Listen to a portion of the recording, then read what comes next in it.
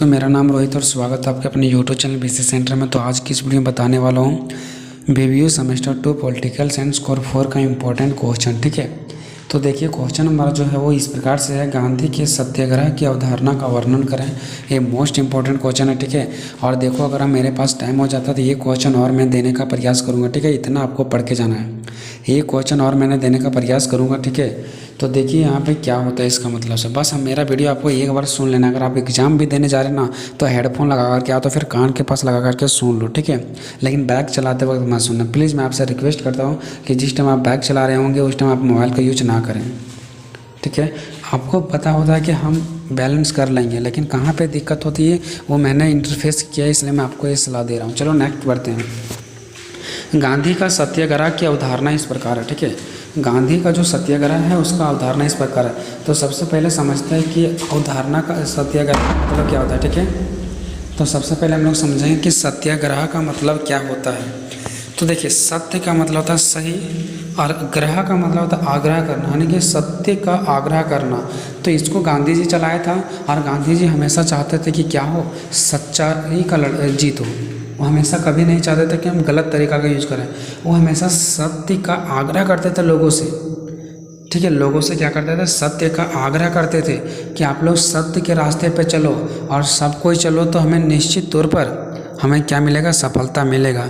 ठीक है, तो ये किसका कहना था, गांधी जी का कहना था कि हमेशा हमें जो चलना आप लोगों को किस रास्ते पर चलना है, सत्य के रास्ते पर ही चलना है। ठीक है, इससे हमारा क्या होगा कि हमें जो सफलता है वो हमें सफलता निश्चित तौर पर मिलेंगी। ठीक है, ये किसका कहना था, गांधी जी का कहना था। ठीक है, कि हमेशा सत्य के रास्ते पर चलो। तो लोगों से गांधी जी क्या करते, आग्रह करते थे सत्य के लिए कि सत्य पर चलो, तुम लोग सत्य के लिए लड़ाई लड़ो।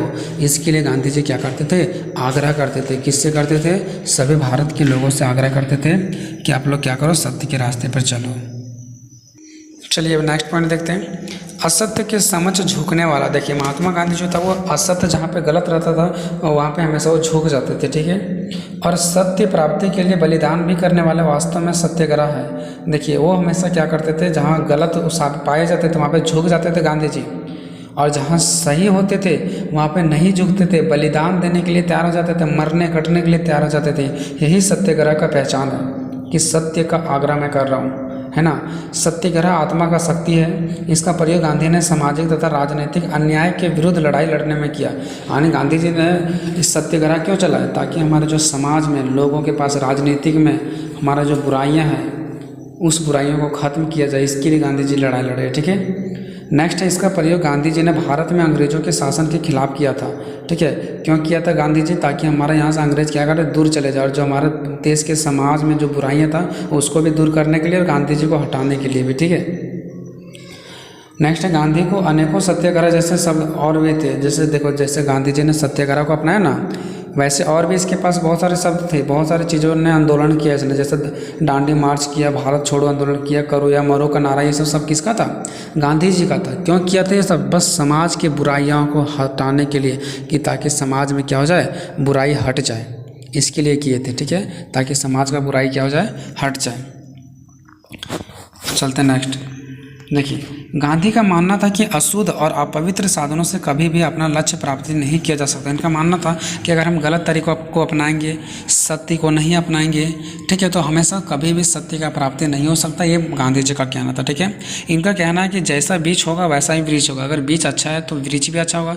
वैसा ही उनका मानना था कि अगर हम सत्य के रास्ते पर भी चलें तो हमारा सत्य का जो पेड़ होगा ना, बाद में वो बड़ा होगा ना जब, तब हमें सफलता मिलेगा। ठीक है, और इसका जो ये जो गांधी जी का विचार था ना कि सत्य के रास्ते पे चलना, कभी गलत मत करना, ये सिर्फ ऐसा नहीं कि भारत में इसका प्रशंसा किया गया, तारीफ किया गया, नहीं, बल्कि पूरा विश्व में इसका तारीफ किया गया कि हाँ, गांधी जी को मानना पड़ेगा जो कभी भी गुस्सा नहीं किए, और जिस टाइम इनको गलती होता था वो झुक जाते थे, और जिस टाइम इसका गलती नहीं होता तो उस टाइम मरने कटने के लिए तैयार थे।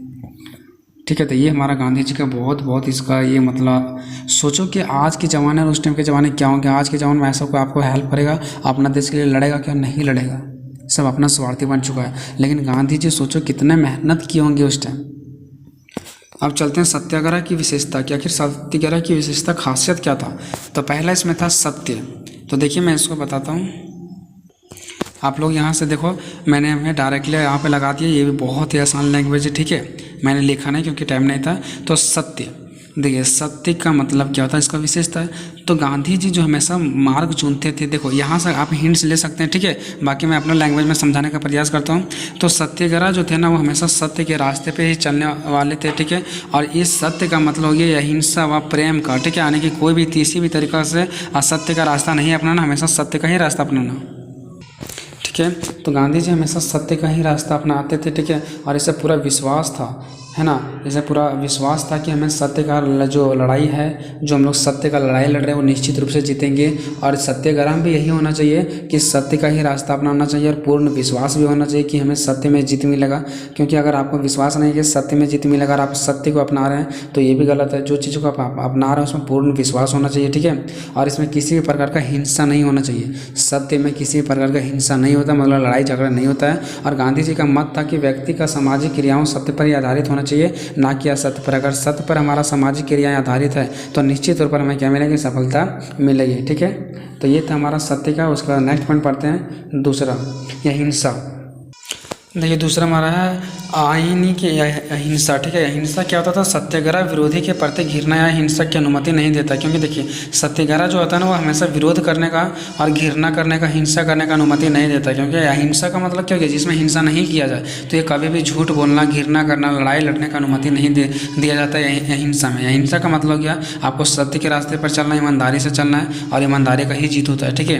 क्योंकि इसका उद्देश्य है कि विरोधी का हृदय परिवर्तन करना है, ना कि उसका दमन करना। देखिए अगर आप लोग क्या करेंगे, अहिंसा को अपनाएंगे, लड़ाई झगड़ा नहीं करेंगे ना, तो जो विरोधी रहेगा ना, उसका भी हृदय पिघल जाएगा। अगर आप लोग क्या करते हैं, लड़ाई लड़ते हैं, झगड़ा करते हैं और उसको और भी ये गुस्सा दिलाते हैं, तो हो सकता है कि उसका दमन हो जाएगा, यानी कि उसको कहीं ना कहीं खराब लगेगा। तो ये हमारा जीत नहीं होगा। तो हमेशा प्रयास करना कि दूसरों को ऐसा कुछ किया जाए जिससे उसका दिल पिघल जाए। तो वास्तव में यानी सत्य में अगर कहा जाए तो सत्य और अहिंसा एक दूसरे से अत्यधिक घनिष्ठ रूप में जुड़े हुए हैं, उन्हें अलग नहीं किया जा सकता है। मतलब कुल मिलाकर के ये कहा गया कि अहिंसा जो है ना, ये अहिंसा से ही सब चीज़ प्राप्त किया जा सकता है। और अहिंसा में कभी भी घृणा, कभी भी हिंसा, कभी लड़ाई झगड़ा नहीं किया जा सकता। क्योंकि अगर ऐसा करेंगे ना, तो जो विरोधी रहेगा ना, वो और भभक जाएगा। इससे बढ़िया होता है कि उससे हम लोग झुक करके चलें, तो उसका कहीं ना कहीं हृदय क्या हो जाएगा, नीचे हो जाएगा, जो कि हमें सफलता में बहुत बड़ा मार्ग मिलेगा, हमें सफलता का राज मिलेगा।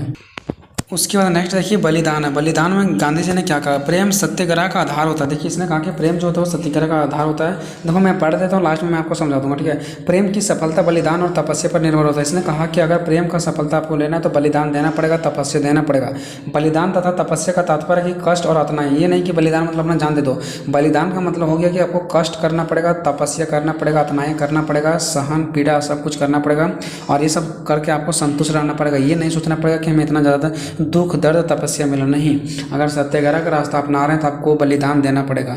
ऐसे तपस्या करने वाला व्यक्ति का दुख मृत्यु से डरना नहीं होगा। इसका कहना था गांधी जी का, अगर कोई सत्याग्रह का अपना रहे हैं, सत्य के रास्ते पर चल रहे हैं, तो उसको बलिदान से डरने की जरूरत नहीं है। और इस सिचुएशन में आपको दुख मृत्यु से अगर डर लग रहा है तो आपको सत्याग्रह के रास्ते पर नहीं आना चाहिए, क्योंकि इसके में आने के बाद आपका सारा दुख दर्द हट जाना चाहिए। और निडर होकर के अपने लक्ष्य की ओर आगे बढ़ता है। गांधी जी ने ऐसा संबंध में कहा था, ठीक है। देखिए वो कहता है कि अगर जो व्यक्ति दुख दर्द से नहीं डरता ना, वो निडर होकर के अपने लक्ष्यों को प्राप्ति करता है, ठीक है। यानी कि बलिदान मतलब अपना जान कुर्बान के लिए कोई भी किसी तरीके से किसी को दुख तकलीफ नहीं होना चाहिए, वही हमें बलिदान दे सकता है और वही हमारा सत्याग्रह को अपना सकता है। चलिए नेक्स्ट देखते हैं सत्याग्रह के स्वरूप अथवा प्रणालियाँ, जिसको साधन भी बोला जा सकता है, ठीक है। तो सत्याग्रह का स्वरूप लिखना, या तो प्रणालियाँ या तो फिर साधन। साधन मतलब समझ रहे ना कि सत्याग्रह का साधन क्या है। जैसे हम लोग कहीं घूमने जाते हैं तो किस साधन से जाते हैं, मोटरसाइकिल से जाते हैं, बस गाड़ी से जाते हैं, ट्रेन से जाते हैं, कोई ना कोई साधन से जाते हैं ना। वैसे ही सत्याग्रह का साधन क्या था, सत्याग्रह भी तो जाएगा ना। सत्याग्रह जाएगा कैसे से, देखिए अगर सत्याग्रह चलाया जाना चाहिए कि हमें सत्य का रास्ता अपनाना है, तो ये चलेगा कैसे, सत्याग्रह आगे बढ़ेगा कैसे। तो इसको देखिए गांधी जी ने कैसे कैसे आगे बढ़ाने का प्रयास किया है। पहला है सविनय अवज्ञा। सविनय अवज्ञा का अर्थ क्या होता है, विनम्रतापूर्वक, ठीक है। तो इसका अर्थ है सविनय अवज्ञा का मतलब हो गया विनम्रतापूर्वक आज्ञा का अवहेलना करना। मतलब क्या, सविनय अवज्ञा का मतलब हो गया एक बहुत अच्छे रूप से विनम्र पूर्वक से शांतिपूर्वक से अगर कोई आज्ञा दे रहा है ना तो उसका बातों को ना मानना, अवहेलना करना। तो गांधी जी ने ऐसा अंग्रेजों के प्रति किया था कि अगर हम लोगों को अंग्रेजों कुछ भी आज्ञा देते हैं कि ऐसे करो वैसे करो तो कुछ भी नहीं करना, उसके बातों का अवहेलना करना है। तब गांधी जी ने चलाया था सविनय अवज्ञा। तो ये सत्याग्रह से रिलेटेड है कि सत्याग्रह को कैसे प्राप्त किया जा सकता है। जब हम लोग अंग्रेजों की बात को नहीं मानेंगे ना तो हमें सत्य का जीत होगा। ठीक है, तो गांधी जी इससे सशस्त्र क्रांति का रक्तहीन रूप बताते हैं कि अगर देखो, अगर आप लोग अंग्रेजों के साथ लड़ाई लड़ोगे तो वहाँ पे रक्त होगा, रक्त बहेगा, खून बहेगा। लेकिन अगर आप लोग खून नहीं बहाना चाहते हैं, रक्तहीन करना चाहते हैं तो आप लोग क्या करना पड़ेगा, सिर्फ लड़ाई लड़ने की जरूरत नहीं, अंग्रेजों की बातों को नहीं मानना है, उसकी बातों का अवज्ञा करना, अवहेलना करना है। ठीक है, सविनय अवज्ञा हृदय से आदरपूर्ण तथा संयत होनी चाहिए। उसने कहा कि हृदय से इसे मानना चाहिए, ये नहीं कि मतलब कोई लोग होते हैं ना जैसे बाहर से दिखाते हैं अंदर से नहीं, ऐसा नहीं, अंदर से होना चाहिए। ठीक है, और यही हमारा उत्तम सिद्धांत है। ठीक है, और इसके पीछे घृणा, ये सब की भावना नहीं होना चाहिए, घृणा, अशांति, लड़ाई झगड़ा का माहौल नहीं होना चाहिए। ठीक है, दूसरा है असहयोग, हमें सहयोग नहीं करना, अंग्रेजों को किसी भी प्रकार से सहयोग नहीं करना है। तो यह सत्याग्रह का प्रमुख अस्त्र है। गांधी जी असहयोग आंदोलन 1920 में अंग्रेजों के खिलाफ चलाया था। ठीक है, अत्याचारी को सत्य के मार्ग पर लाने वाला, मतलब इनका ये कहना था कि बुराई को दूर करने के लिए अहिंसा बहुत जरूरी है, असहयोग। कि अगर हम लोग देखो, हमारे देश तभी अच्छे रूप से चल सकता है जब हम लोग दूसरे को क्या करेंगे, यानी कि जो हमारा एक अंग्रेज है उसको असहयोग करेंगे। हम लोग अगर सहयोग करेंगे तो और आगे बढ़ेगा।